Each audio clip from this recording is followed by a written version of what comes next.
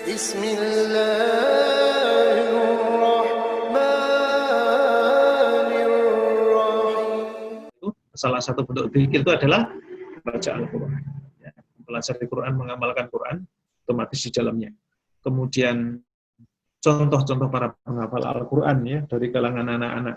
Jadi dari kalangan anak-anak pun juga ada contoh-contoh penghafal Al-Quran. Salah satu contoh misalnya ya. Imam Syafi'i mengatakan, aku telah menghafal Al-Quran ketika aku berumur 7 tahun. Dan aku telah menghafal kitab Al-Muwatta ketika umur 10 tahun. 7 tahun sudah. Berarti bagaimana caranya ketika TK, ya pra 7 tahun itu sudah kenal akrab dengan Quran. 7 tahun sudah hafal Quran. Ya. Tentu ini orang-orang istimewa yang diistimewakan oleh Allah Ta'ala. Sahal bin Abdillah ya, kemudian berkata, aku pulang pergi ke madrasah belajar Al-Quran. Dan aku berhasil menghafalkannya ketika berumur 6 atau 7 tahun. Ibnu Sina ketika berusia 10 tahun telah menghafal Al-Quranul Karim. Adapun Imam Nawawi, Syekh Yasin bin Yusuf, ya, kemudian menceritakan tentang beliau, aku melihat Syekh ketika berumur 10 tahun berada di Nawa. Anak-anak sebayanya tidak suka bermain dengannya, lantas dia lari, dan mereka sambil menangis, kemudian membaca Al-Quran pada kondisi seperti itu. Aku jadi senang kepadanya. Ayahnya menyuruhnya menjaga toko, sehingga akhirnya ia sibuk berjualan daripada menekuni Al-Quran. Akhirnya aku datangi gurunya dan berpesan tentang anak ini. Sesungguhnya kelak anak ini diharapkan menjadi orang yang paling pandai dan juga paling zuhud di zamannya, sehingga orang-orang bisa mendapatkan manfaat darinya. Ia bertanya kepadaku, apakah kamu ahli nujum? Tidak, jawabku. Tapi aku mendapat firasat dari Allah Subhanahu wa taala akan hal itu. Kemudian hal itu disampaikan kepada ayahnya, dan pada akhirnya sang ayah begitu bersemangatnya agar anaknya bisa menghafal Quran kembali. Dan ia pun berhasil menghafalnya ketika mendekati usia baligh. Allahu Akbar. Mudah-mudahan anak kita menjadi ahlul Quran, mudah-mudahan anak keturunan kita diberikan kemudahan untuk menjadi penghafal Quran yang soleh dan solihah. Ya. Nah, itu yang ke poin yang keempat ya. Kemudian terakhir pilar kelima, Bunda. Pilar kelima ini adalah pendidikan untuk tetap teguh dan rela berkorban demi akidah. Ya, bagaimana anak-anak ini rela berjuang untuk agama Allah Subhanahu wa taala. Bagaimana anak-anak ini rela berkorban demi agama Allah Subhanahu wa taala. Ada anak-anak yang meminta peralatan perang, anak-anak yang menangis dan sembunyi sampai akan ikut jihad fisabilillah, berperang di jalan Allah Subhanahu wa taala. Kemudian ada kaum ibu yang merasa senang dengan kesyahidan anak-anak mereka. Ada satu riwayat, Imam Ahmad meriwayatkan dari Anas radhiyallahu an bahwa Harithah bin Rabi' turut serta dalam perang Badar. Padahal ketika itu masih kecil. Kemudian ada sebatang anak panah yang mengenainya dan menyebabkan ia meninggal dunia. Kemudian ibunya datang menghadap Rasulullah SAW dan berkata, ya Rasulullah, aku telah mendengar tentang kesyahidan anakku. Maka jika ia termasuk penduduk surga, penghuni surga, maka aku akan bersabar. Namun jika tidak, Allah akan mengetahui apa yang aku perbuat. Nabi SAW bersabda, wahai Ummu Harithah, ia tidak hanya berada di satu surga, akan tetapi ia berada di banyak surga. Ia berada di surga Firdaus yang paling tinggi. Allahu Akbar. Demikian antara bunda dengan anak, ada kesatuan niat, kesatuan pemikiran, ya, kesatuan ideologi, persamaan ideologinya, kesatuan langkah menuju ridha Allah dan ketaatan kepada Allah Subhanahu wa taala. Demikian yang dapat kami aturkan. Ada waktu sedikit, mungkin kalau ada yang perlu didiskusikan, kalau tidak ada, ya monggo nanti bisa dilanjutkan. Demikian, mungkin kalau ada sesuatu yang mau disampaikan.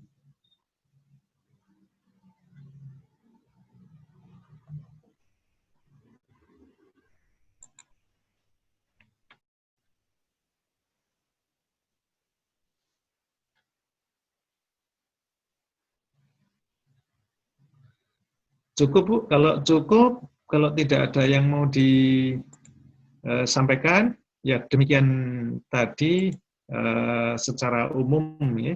secara umum 5 pilar. Jadi 5 pilar di dalam menjadikan anak-anak ini anak-anak yang memiliki akidah yang kuat, akidah yang kokoh gitu ya. Jadi harus kita siapkan.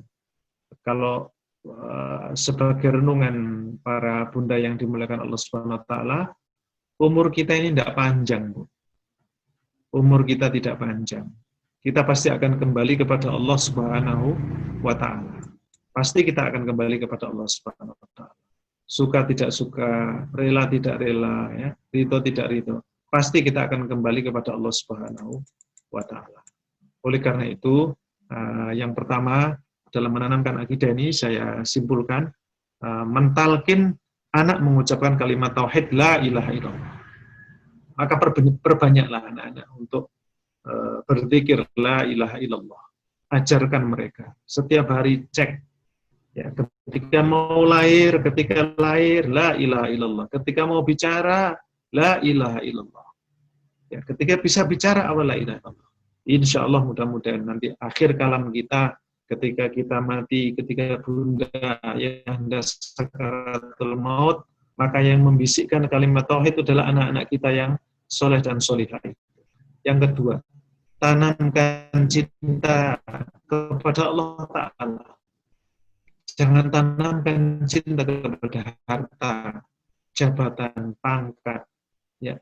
Jangan tunjukkan orang-orang yang gagah perkasa di dunia, tapi dia menangis di akhirat.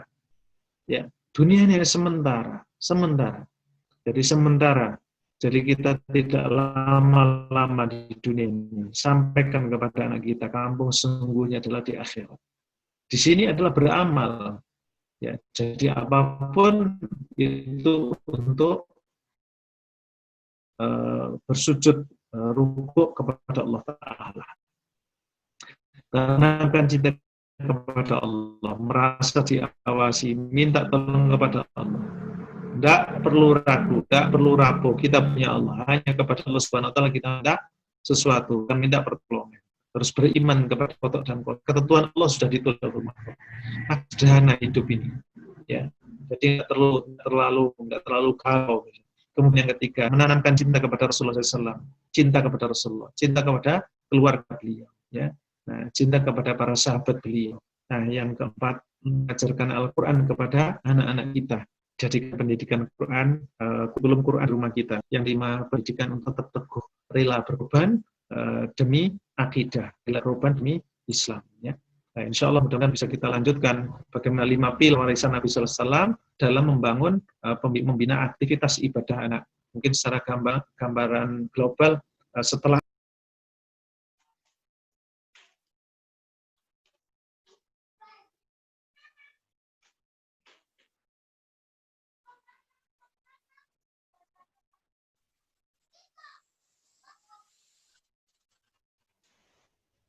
demikian, mohon maaf atas segala khilaf dan kekurangan. Mudah-mudahan bermanfaat. Rabbana hab lana min azwajina wa dzurriyyatina qurrata a'yun wa dzurriyyatina qurrata a'yun waj'alna lil muttaqina imama. Rabbana hab lana min azwajina wa dzurriyyatina qurrata a'yun waj'alna lil muttaqina imama. Allahumma la sahla illa ma ja'altahu sahla wa anta taj'alul hazna idza syi'ta sahla. Ya muqallibal qulub, tsabbit qulubana ala dinika wa ta'atik. Ya musarrifal qulub, syarif qulubana ala ta'atik. Ya Allah, ya Rahman, ya Rahim. Rabbana hab lana minas solihin, Rabbana hab lana minas solihin, Rabbana hab lana minas solihin. Allahumma inna na'udzubika minal barasi wal jununi wal judami wa sayyi'il asqam. Ya Allah. Allahumma inna nas'aluka. Ya Allah. Rabbana atina fid dunya hasanah wa fil akhirati hasanah wa qina adzaban nar. Subhana rabbika rabbil izzati amma yasifun. Wassalamun 'alal mursalin. Alhamdulillahi rabbil alamin. Subhanakallahumma bihamdik asyhadu an la ilaha illa anta astaghfiruka wa atubu ilaik. Wal afu minkum. Wassalamualaikum warahmatullahi wabarakatuh. Waalaikumsalam warahmatullahi wabarakatuh. Ustaz?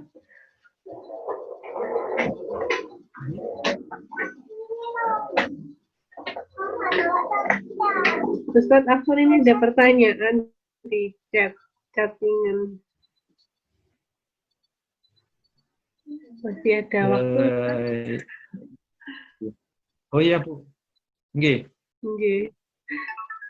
Yang di chattingan saya, nah, yang di chattingan saya kebetulan tadi putus hilang Bu. Mungkin bisa disampaikan langsung aja. Nggih. Nggih. Kita perlu menceritakan kisah-kisah sahabat saat membela Rasulullah. Terkadang dikuatkan melalui video juga. Seringkali ada adegan peperangan. Pada usia berapa Ustadz anak-anak dibolehkan melihat adegan-adegan peperangan? Nggih. Masya Allah, nggih. Pada usia berapa diperkenankan? Ini saya kasih cerita, saya bacakan sebuah cerita Bu ya. Jadi ketika anak-anak menangis dan sembunyi-sembunyi sampai mereka diperkenankan ikut Sa'id bin Abi Waqqas. Dia berkata Rasulullah SAW menolak Umar bin Abi Waqqas untuk ikut berperang dalam perang Badar dan menganggapnya masih terlalu kecil. Umar kemudian nangis.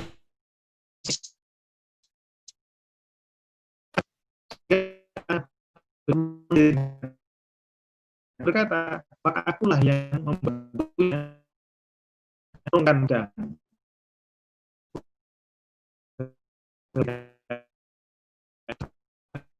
yang aku kemudian Musa melihat dari Allah berkata, melihat Rasulullah kepada sembunyi-sembunyi Rasulullah ada kemudian yang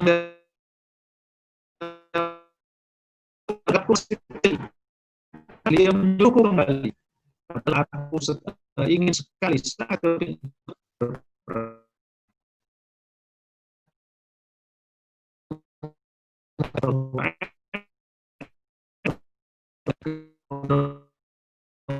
masih kecil dan bahwa pada usia berusia 16 tahun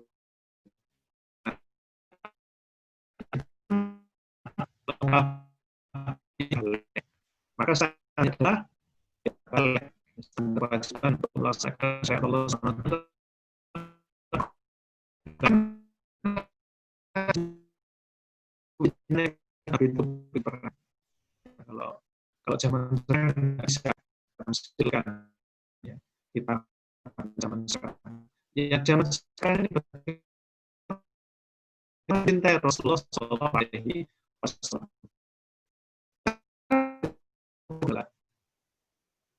Kalau pikiran berkembang, banyak sekarang bagaimana menjadi mengatakan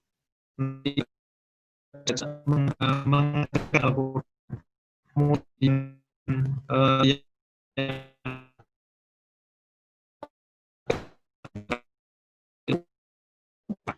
yang satu yang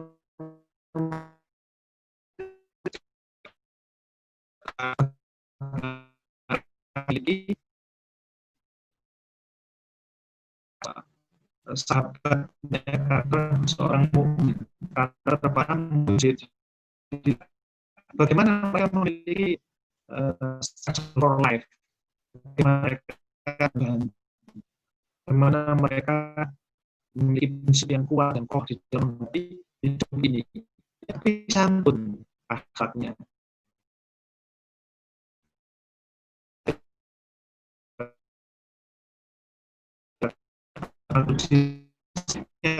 Bisa melakukan halal dan perjalanan bisa tangguh ya, untuk membelah dirinya sendiri untuk dirinya sendiri dan membuka muslim itu cerita di pada anak yang paling enak berita perang, ya, perang. Dalam riwayat Imam diriwayatkan dari Anas radhiyallahu anhu, ada orang pemuda Islam, ya Rasulullah, aku hidup, namun memiliki perkala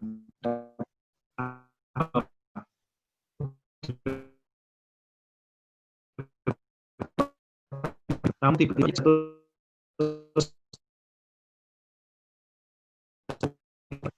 Rasulullah pesan agar kau menyerah kepada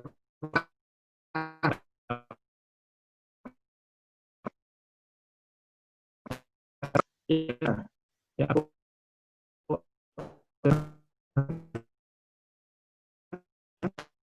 ya.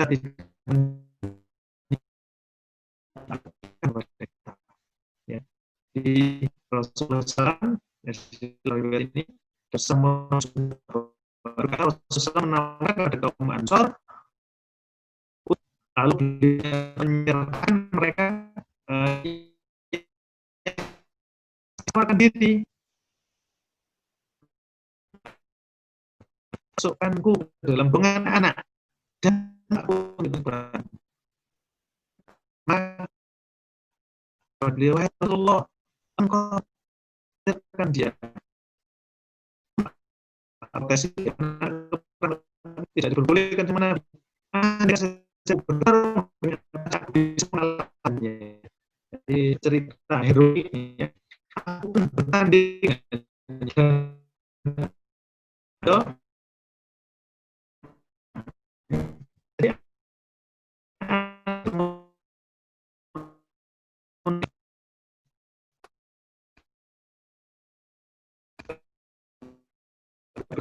semangat berserah ini tadi kita lihat apa siapnya adalah kesiapan fisik dan mental. Dia ngelot harus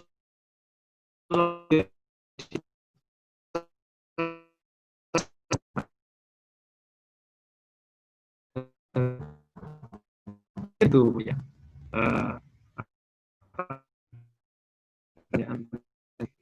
Semoga kalau ada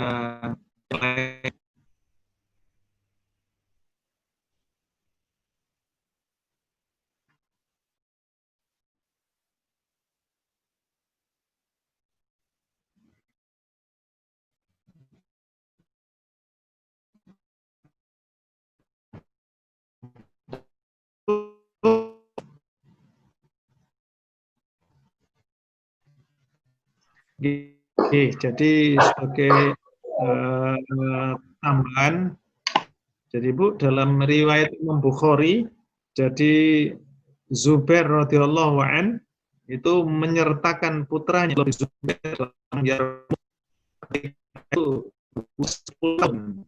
Ya, Zubair membawanya di atas kuda dan menitipkannya kepada seorang. Jadi tidak fake gitu ya, karena memang jadi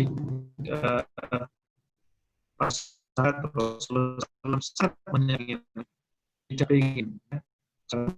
Cita-citanya apa? Mati syahid. Cita-cita itu. Makanya dalam kaitannya masalah hijab misalnya, ya, dalam konteks anak itu berjuang, ya, kalau bisa berarti para yang mau membahas itu orang itu lihat kemudian niat mati. Nanti pasukan Islam itu kan berkurang mati. Kalau mati 50% kan berarti kalah muslim. Tapi niatkan mencari Allah dan kembali dalam berperang. Kalau toh di dalam perjalanan itu sudah meninggal karena mati syahid, maka yang disuruh takut adalah kita kepada Allah Subhanahu wa taala. Allah Subhanahu wa taala. Mungkin dari saya. Atau ada yang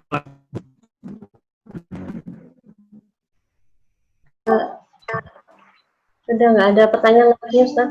Sepertinya. Oh, nggih. Nggih, nggih. Nggih, demikian. Mohon maaf atas segala khilaf dan kekurangan. Wal afu minkum. Assalamualaikum warahmatullahi wabarakatuh.